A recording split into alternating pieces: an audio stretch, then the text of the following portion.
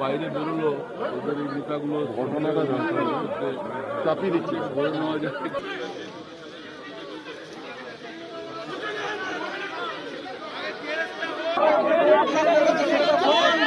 দুর্গাপুরের 23 নম্বর ওয়ার্ডের কালাবাগান বস্তি এলাকার এক কিশোরীকে ধর্ষণ করে খুন করার অভিযোগ উঠল রাকেশ বাউরি নামে এক যুবকের বিরুদ্ধে।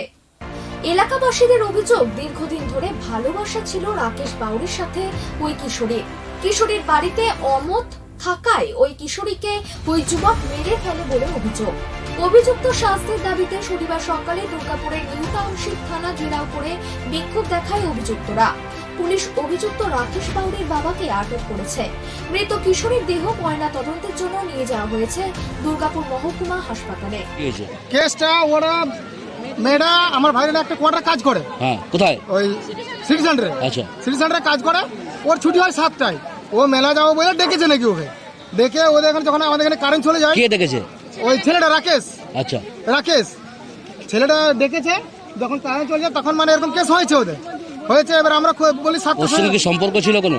হ্যাঁ, ভালোবাসার সম্পর্ক ছিল। কতদিন ধরে ছিল?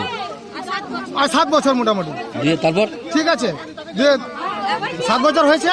তো এবার আমরা খোঁজাখুঁজি যখন করি তখন এবারে 7টা যখন বাজে মেয়ে এখন কেন ঘরে আসে নাই। এবার ওর মা তো অত বুদ্ধি নেই। ওই যে ওর মা তো একটু মানে লেলা টাইপের। দিয়ে এবার খোঁজাখুঁজি তখন আমরা 10টার সময় 10:30 সময় ফোন করছে। তখন ওই পাওয়া গেছে খবর যে এরকম কেস, ও এখানে পড়ে আছে। ঠিক আছে, এবারে আমাদের পাড়ার ভাইরা গিয়েছে উঠোতে।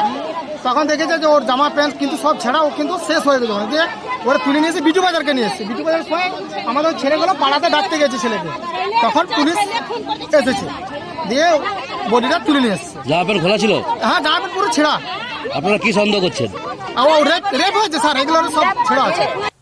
পশ্চিম বর্ধমান থেকে সনাতন গড়াইয়ের রিপোর্ট, দৈনন্দিন।